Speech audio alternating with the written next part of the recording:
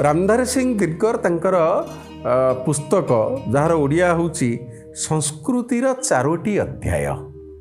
ये चारोटी अध्याय भितर पुस्तक रे से लिखिचंती आमर जो भारतीय संस्कृतिर कथा मु कहूची। ये भारतीय संस्कृति भितर जो चारोटी अध्याय कौन कौन अध्याय से चारोटी लिखिले।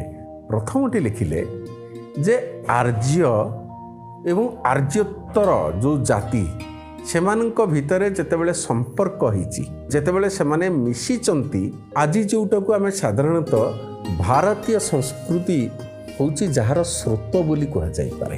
तो वेद धर्मशास्त्र पुराण ये सबू होचंती तार आधार। ये हला प्रथम। द्वितीय सांस्कृतिक क्रांति से लिखिले जैन आउ बौद्ध धर्म जेतले प्रथमे स्थापित होईची बा संस्कृत ये जेतले स्थापित होला